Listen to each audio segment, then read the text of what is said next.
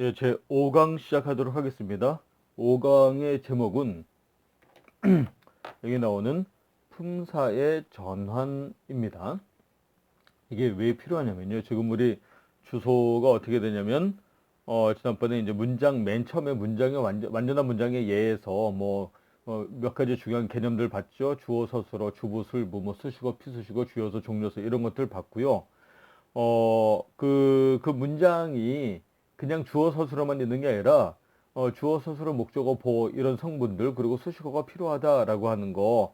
그런데 개나 소나 다 주어하고 개나 소나 다 서술어하는 것이 아니라 일정한 단어마다 자기가 할 수 있는 기능이 정해져 있다. 그래서 품사를 봤어요.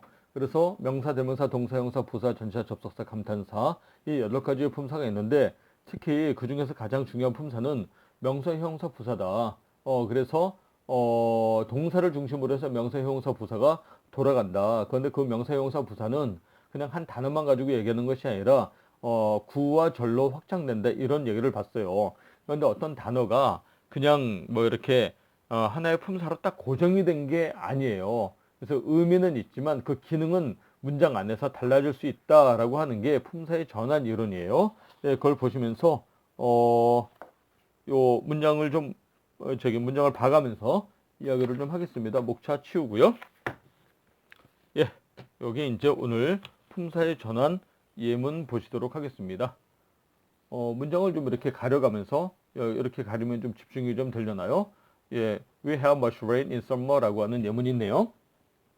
하나하나 이걸 보고 어떻게 문제를 내는 거냐면, 이 문장의 각각의 단어에 품사를 얘기해봐라 그거예요. 그러면은 만약에 we가 우리라는 뜻인 줄을 모른다. 그러면은 이 문장의 품사를 알 수가 있을까요? 없을까요? 그거는 뭐 우리한테 난수표 읽는 거나 똑같죠. 그래서 각각의 다 적어도 어학을 할 때에는 각각의 단어가 우리말로 어떻게 대응되는지는 알아야 돼요. 그래서 여기다 써가면서 이야기를 좀 할게요. 우리들. have는 가진다. 여기는 많은, re는 비. 이거는 무엇 안에, 이거는 여름. 이렇게 되겠어요. 그러면 요거는 의미가 합해져서 여름 안에서, 이게 딱 되지 않으면 뭐 품사가 뭐고 알 수가 없죠. 우리 그 영어를 모국어로 사용하지 않는 입장에서는요. 예, 그래서 요런 거 우리를 보고 뭐라 그런다? 대명사라 그런다. 이런 걸 보고 뭐라 그런다? 동사라 그런다. 오케이. 이거는 많으니 비를 이렇게 꾸며주니까 많으는 형용사예요. 그냥 그냥 좀 이번엔 써볼까요? 이건 다시 명사. 이것만 따로는 뭐라 그랬어요? 이런 걸 보고 전치사. 단어를 외울 때 이렇게 물결 표시가 있는데 물결 표시 안에 명사가 들어가야 하는 거. 예, 명사 앞에 나오는 말이죠. 예, 여름은 전치사 뒤에 나왔으니까 명사.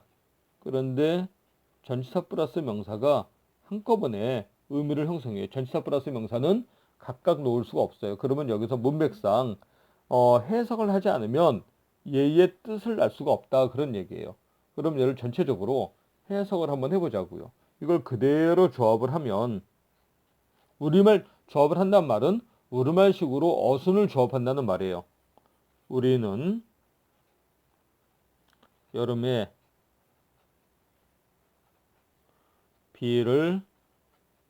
많은 비를 가진다. 이렇게 번역을 할 수 있어요. 근데 이런 식의 표현은 우리나라 말에서 잘 쓰질 않죠. 딱 이 얘기를 들으면, 여름에 비를 가져? 이런 생각이 든단 말이야.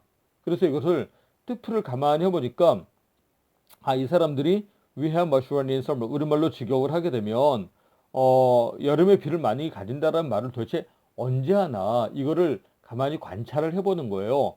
그랬더니 이게 우리식으로 표현하면은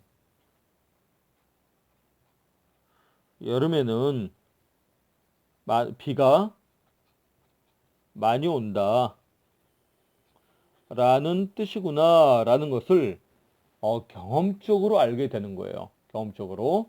예, 이런 거를 보고 번역으로 치면은 뭐라 그러냐면은 직역이라 그래요. 직역. 이거는 직자가 고들직자예요. 고들직자. 역자는 번역하다 할 때 그 역자. 그래서 고지고대로 번역하는 거예요. 보다시피 이렇게 말을 1대1로 대용하는 것이 위, 우리, 우리. 그 다음에 가진다 순서만 바꾼 거야. 여름 안에서 여름에. 많은 비. 이런 걸 보고 뭐라 그런다? 직역이라 그런다.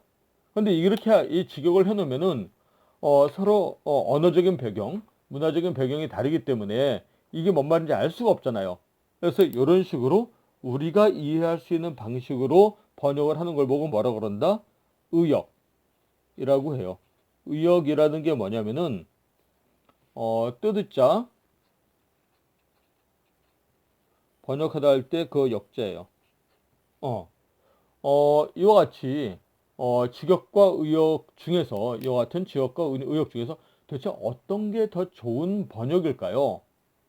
라는 문제는 그런 질문은 우문입니다. 어리석은 질문이야. 정답은 뭐야? 우문 현답은 그때그때 달라요. 우리가 어떤 필요를 어떤 목적을 위해서 번역을 하는가 해석을 하는가에 따라서 직역을 할 것이냐 의역을 할 것이냐 그게 달라진다 그런 얘기예요. 만약에 대통령 통역관이 요떡으로 통역을 해줘. 시나 소설을 이런 식으로 번역을 해줘. 그럼 잘라야죠. 하지만 만약에 우리가 원래 그 문장의 뜻 그리고 또 문법적인 공부를 할 때는 어떤 게 더 어울려요? 그러면은 대통령 통역관이나 아니면 시나 소설 이런 거는 뭐가 더 좋아? 의역이 더 좋아. 하지만 문법 공부를 하려고 그런다. 원래 그 단어의 뜻이 뭐다. 이런 걸 알아보려면 뭐가 더 어울리는 거예요? 직역이 더 좋다라고 하는 거예요. 자, 우리는 지금 이렇게 공부를 하는 목적이 문법 공부, 영어 어학 공부를 하려고 하는 거죠. 그래서 먼저 직역을 해봐야 된다라고 하는 거예요. 직역 안에서 품사 파악이 나온다라고 하는 얘기입니다. 얘는 빨간 게 참 품질이 안 좋네. 예, 하여튼 예, 근데 요게 이렇게 해서 특히 이 부분 한번 주목을 해봅시다. rain이 비로소 명사라는 걸 여기서 알게 됐어요. 이걸 좀 접어볼게요. 그 다음 문장을 한번 보자라는 얘기예요.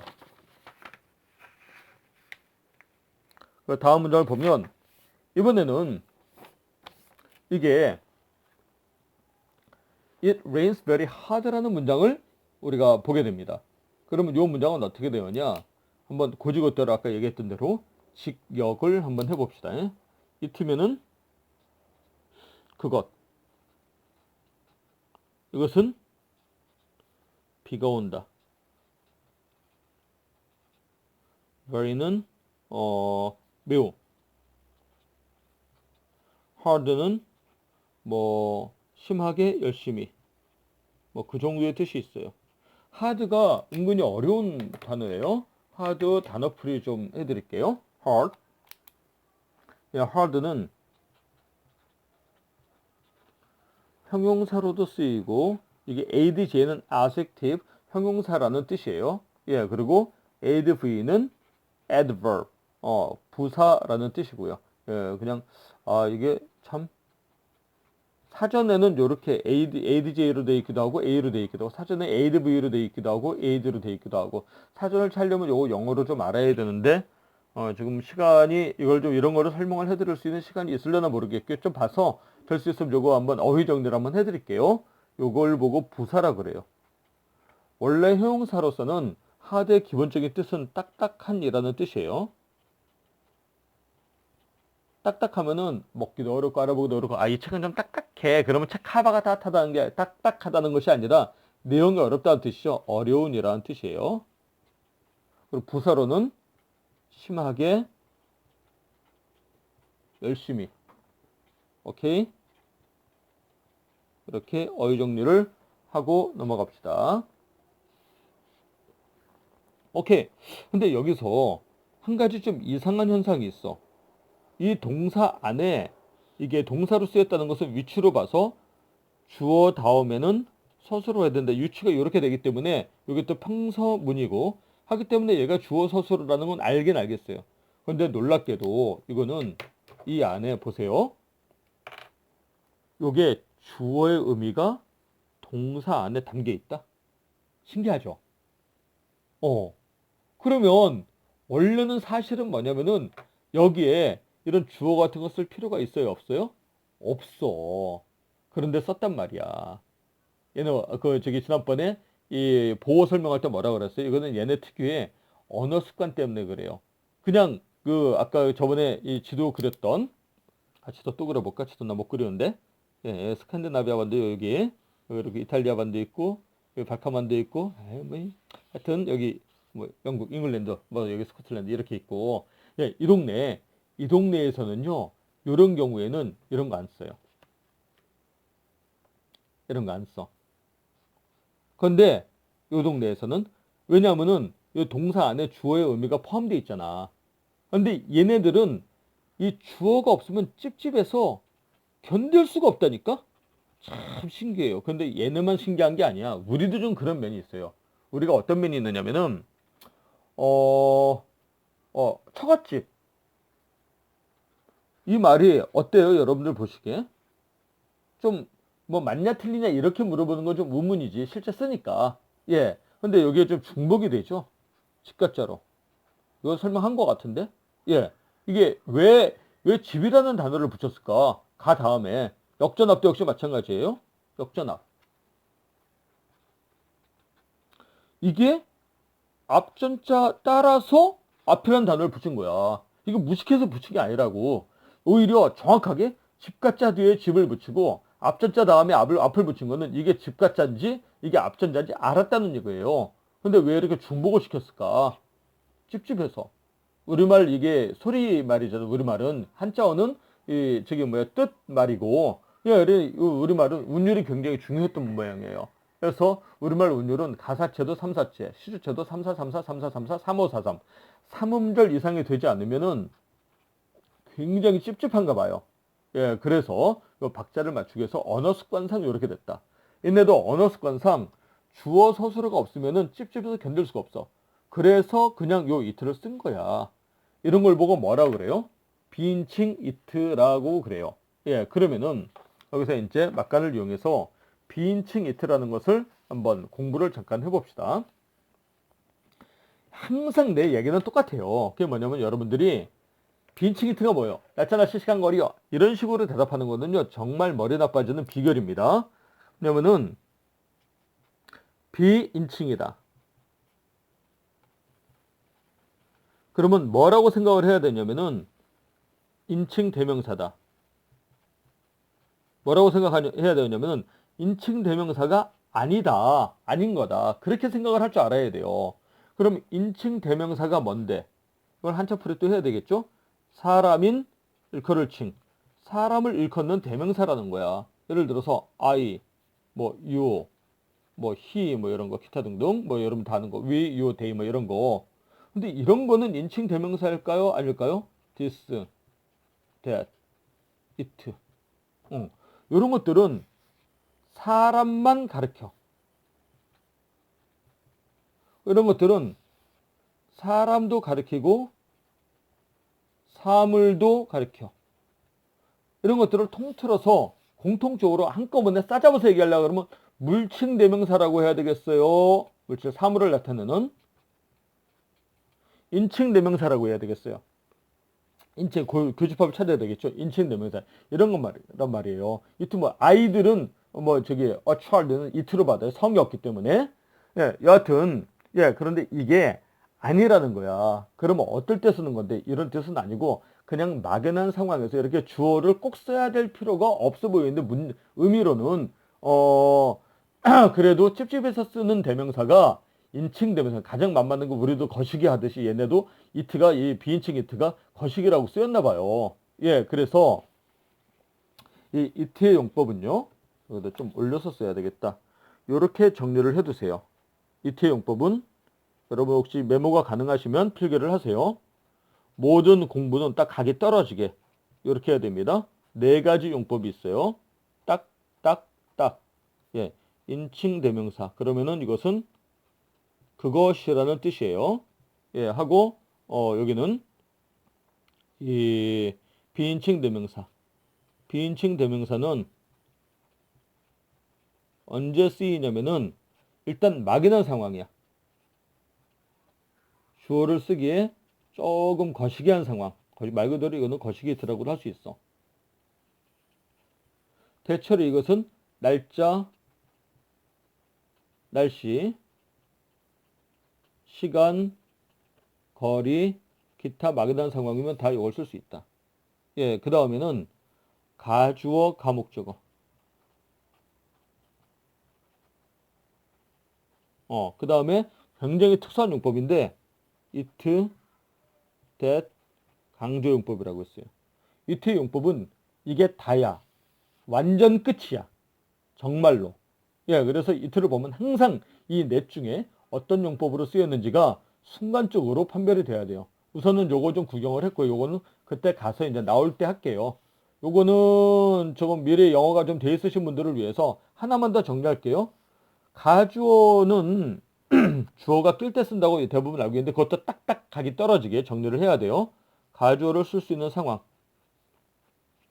주어 자리에 예습입니다. 지금 못 알아들어도 돼요. 명사절, 투부정사, 동명사가 나와. 이러는 경우는 주어가 길어지기 때문에 주어 자리에 가 나올 때는 가주어를 쓸 수 있다. 가목적어는 그 본질에 같아. 나올 때 오형식에서 설명을 드릴게요. 일단 여기까지 정리하고 그래서 이거는 좀 치웁시다. 어쨌든 간에 얘가 뜻이 있든 없든 얘는 대명사야. 보이세요? 얘는 뭐야? 비가 온다? 어쨌든 위치와 문맥상 동사란 말이에요. 얘는 매우 심하게 이렇게 됐죠? 이렇게 됐죠? 근데 얘는 또다시 심하게 온다. 동사를 꾸며줬잖아. 동사를 꾸며주는 게 뭐야? 부사. 그 부사를 꾸며주는 게 뭐야? 부사. 이렇게 따질 수가 있다는 거예요. 근데 여기서 문제는 뭐냐면 이 레인지가 여기에서는 명사래매. 근데 여기에서는 동사래매. 이게 뭐냔 말이에요. 영어에서는 우리말에 토시가 없기 때문에 우리말과 같은 토시가 없기 때문에 이 그 영어의 품사가 어떻게 결정이 되느냐 기준이 뭐냐면은요 위치에 따라 결정이 돼요. 기본적으로 품사 결정의 원리는 뭐다? 품사 결정의 원리는 무엇에 의해서 위치에 의해서 결정되는 게 제일 중요해요. 플러스 알파로 문맥. 이거 굉장히 중요합니다. 위치와 문맥. 왜 이러냐면 예를 들어서 여기에 무슨 카드가 하나 있다고 생각을 해볼게요. 여기에 도그다. 여기에 또 무슨 이트다. 있다고 생각을 해보자고. 그러면 가만히 있어도 이게 영미권 애들은 어떤 생각이 드냐면은 걔가 먹는다라는 생각을 하게 돼 있어요. 근데 이게 그냥 가만히 그냥 뭐 문법적 관계 없어. 그냥 카드 순서만 바꿔놨어. 이티야. 여기는 도구야. 그러면은 저절로 개를 먹는다라는 느낌을 갖게 돼 있어요. 그런 뜻이. 우리는 이런 게 없어. 우리는 가가 있기 때문에 먹는다 개가 먹는다. 개가 먹는다 개가 상관이 없단 말이야. 어순과. 이게 교차어의 특징이에요. 조사가 있는 언어의 특징이에요. 여기도 먹는다 개를 먹는다. 상관이 없죠. 조금 어색할 수는 있어도 관습상, 언어 습관상 어색할 수 있어도 의미 전달에는 상관이 없다. 의미 전달의 주축을 담당하는 것은 조사다. 근데 얘는 조사가 없기 때문에 이 순서에 따라서 의미, 역할, 기능이 팍팍 바뀐다라고 하는 거예요. 예, 그러면은 얘는 똑같은 레인이라고 하는 단어인데 왜 명사가 됐어? 주어 서술어 다음에 나왔기 때문에. 참고로 말씀을 드리면 여기에 이거 말씀을 드린 것 같은데 주어는 항상 명사가 될 수밖에 없죠. 주어 다음에 동사 나오고 그 다음에 명사가 나왔어. 그러면은 얘와 얘가 이렇게 얘가 동사가 타동사잖아요. 타동사면은 이 주어와 n이 달라질 수밖에 없어요. 오케이? 예. 그러면 얘는 무조건 주어와 n이 다른 존재일 경우는 무조건 얄짤 없이 목적어야. 이거 굉장히 중요한 요령입니다. 그리고 이 문맥상 주어와 이 명사가 같은 존재다. 그러면 이 동사가 자동사일 수밖에 없어. 그러면 이건 무조건 이거는 보호야. 그러면 직역을 하게 되면 대개의 경우에 목적어일 경우는 어떻게 돼? 주어는 명사를 동사한다. 이렇게 직역을 하게 되는 거고 이게 이제 보호가 되면은 주어는 명사인 상태로 동사한다. 이렇게 해석하는 요령이 딱딱 정해져 있다는 거예요. 예, 여기도 위치상 여기는 서술어 자리에 왔으니까 동사가 된 거예요. 왜? 서술어 역할을 할 수 있는 건 동사밖에 없으니까. 그러니까 얘네는 어떤 컨셉을 가지고 있냐면요. 일단 레인 하게 되면은 한국 사람이 이거는 비라고 나오고 비가 온다고 하니까 우리가 알아서 뭐 뜻을 써야 되겠다 그런 거 없어. 이 비라고 그러면은 그냥 하늘에서 떨어지는 물방울 이 컨셉밖에 없는 거야. 의미 하늘에서 떨어지는 물방울 요게 딱 있고 요게 무엇에 따라서 위치와 문맥에 따라서 이 단어가 어떤 역할을 할지 펑션이죠. 어떤 역할 또는 기능을 할지는 위치와 문맥에 따라서 결정이 된다. 그래서 품사는 무엇에 의해서 달라질 수 있다. 위치와 문맥에 따라서 기본적인 의미는 있다 하더라도 예 그렇게 되고 그 다음에 다루어야 할 예문이 상당히 많은데 이게 품사의 전환으로 이게 끊기게 생겼어요. 그래서 지금 뭐 25분도 한 7분 정도 남았는데 한번 해볼게요. 해보고 자 다음 예문은 이제 이렇게까지 세부적으로 얘기하지 않고 그냥 쭉쭉 한번 나올게요. 이게 너, 이다, 그, 빛. 이거 설명해야 되는데. 예, 이거 끝나주면 그냥 다음 강으로 이어갈게요. 예, 이거는 전치사라고 그랬죠. 뭐뭐의라는 뜻이에요. 이것도 여기는 세계. 그러면 세상의 합해서 전치사 플러스 명사가 무슨 역할을 했어? 형용사 역할. 오케이. 그래서 너는 세상의 빛이다. 오케이. 근데 여기에서 이번에는 플리즈는 감탄사라 그래. 이거는 알 필요 없다고 그랬었는데 뭐 워낙 쉬우니까 여기 지금 뭐 나오는 대로 배웁시다 이런 거를 보고 독립묘사라 그래요. 그림을 그릴 때도 문장 안에는 안 들어가. 주어가 없잖아. 주어가 없으니까 이게 동사가 바로 되면서 명령문이 된 거야. 불을 켜라. 그럼 뭐야? 여기는 불켬을 당하는 목적어. 그 램프를 불 켜라. 우리는 램프에 불을 켜라 라고 얘기를 하는 것이죠. 그러니까 여기에서도 light라고 하는 한 단어가 기본 컨셉은 빛이었어. 그런데 이게 동사로 불을 켜다 라는 뜻이 생기는 거예요. understand? 예. 이번에는 this room is very light. 그러면 여기도 you are the light. 비동사 다음에 light가 왔어.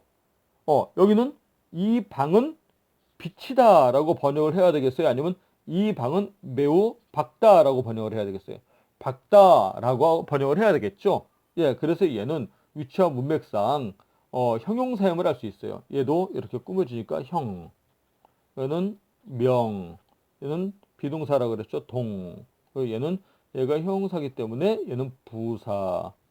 근데 이게 명사인지 형용사인지는 사실은 이걸 보고 알 수 있어요. 더 같은 걸 뭐라 그래? 빛 여기 보이시나요? 형용사로 밝은 이런 걸 보고 더 같은 걸 보고 뭐라고 그러냐면은 관사라 그래요. 관사는 한자로 모자 관자. 왜 이 모자 관자를 붙였느냐? 관사가 뭐야? 어나 더요. 이런 식으로 하면 좀 곤란하고요. 좀 이렇게 왜 이런 단어를 붙였지? 이렇게 생각을 좀 해봤으면 좋겠어요. 그게 뭐냐면은 지금은 사람들이 별로 그렇게 모자 많이 안 쓰고 다니잖아요. 그런데 2차 세계대전 전까지만 해도 심지어는 유럽 사회에서조차도요. 이런 중절모 이거를 안 쓰고 다니면은 거의 사람 취급을 못 받았다니까. 걔네도 숭악한 쌍놈이야. 교양이 없고 뭐 이렇게. 전 세계에서 가장 엄청난 모자 문화권은 우리나라죠. 요거 갓 요거 예 어떤 정도가 있었냐면은 우리나라 한성 부윤이 이 그 고종황제 때 갑신정변 이후에 일본에 갈 일이 있었나 봐요. 일본에 가가지고 덴노 헤이카 반자이 천황폐하 만세를 외쳤어요. 충신은 불사 이군이라는데 아무리 망해가는 나라라도 그건 좀 너무했죠. 그래서 그 사람이 일본에서 조선으로 돌아온 때 조정에서 난리가 났어요. 근데 이 사람이 한마디로 게임을 끝냈어. 아, 나 그때 다시 말하면 모자를 안 쓰고 있었걸랑요. 그러니까 망해가는 나라니까 그랬겠지만 뭐 그러면은 인간의 행위가 아니지. 다 괜찮지. 인간이면은 무조건 모자를 쓰는 거야. 명사면은 무조건 이 모자를 써야 되는 거야. 이거는 명사의 모자말이라는 뜻이에요. 그래서 100% 그런 건 아니지만은 명사와 형용사를 구별하는 건 뭘 가지고 구별한다? 위치와 문맥도 있지만 기본적으로 관사를 가지고 구별한다. 오케이. 그런데 이와 같이 이렇게 하나의 컨셉에서 빛, 불을 켜다, 밝은 이렇게도 변할 수 있지만 이게 또 전혀 다른 게 있어요. 예를 한번 들어볼게요. 여기다 한번 적어볼까? 창을 뚫으면 창구멍이 나나 창구멍이 나나. 눈에 눈물이 들어가면 눈물이 나요, 눈물이 나요. 이렇게 우리말을 볼까요? 창, 눈물, 눈. 이렇게 사전에 보면 1, 2, 이렇게 표현이 돼 있어요. 예. 이런 아까 창을 뚫으면 창구멍이 나나. 또 무슨 뭐 눈이 들어가면 눈물이 나나 이런 거는 일종의 언어 유희죠. 발음은 똑같아. 근데 뜻이 하나는 윈도우의 뜻이야. 한자로 쓰면 요 창. 요거 하나는 요 창이죠. 막 시간이 촉박하니까 이거는 스피어의 뜻이야. 뚫는 창. 이거는 전혀 다른 단어예요. 발음만 같지. 그러니까 사전에도 이 서로 다른 단어로 어깨표를 써. 이것도 스노우의 뜻이고 아이의 뜻이고. 요즘 애들 한자 어떻게 하는지 아세요? 예, 스노우 설. 왜냐면 어차피 눈설하면 구별 안 된대. 예, 아이 목 이렇게 외웁디다. 예, 우리 애들 얘기해요. 예, 하여튼 이렇게 전혀 다르다. 영어에도 그런 현상이 있어요. 이거 보세요. Is either light or heavy? 이거는 이 철은 밝으냐 무거우냐 말이 안 되지. 이거는 전혀 다르게 여기 보이시나요? light. 가벼운이라는 뜻이에요. 이거는 품사의 전원이 아니고요. 그냥 다른 단어예요. 어원이 다른 단어. 그 다음에 like 하면 like 속담이죠. 그냥 쉬우면은 가벼우면은 부사로 뭐 들기가 쉽죠. 쉽게라는 뜻이 생겼어요. 그래서 like 하면 like는 쉽게 온 것은 쉽게 간다. 그래서 요 안에 여기까지는 예문 보이시죠? 여기까지는 품사의 전환 논리로 해결이 되었어요. 근데 이거는 품사의 전환이 아니라 그냥 어원이 다른 거다라고 했습니다. 그리고 품사의 전환 논리 하면서 덤으로 뭘 배웠냐? 비인칭 이트. 그러면서 이트의 용법. 보다시피 인칭 대명사, 비인칭 대명사, 가주어, 가목적어, 이트댓 용법이 있다.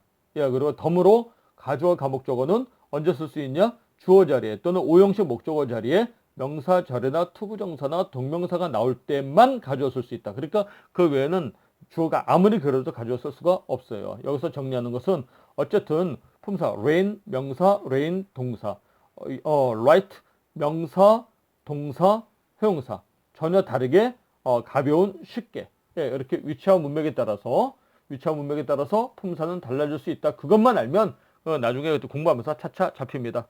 이것으로써 품사의 전환 마치도록 하겠습니다. 예.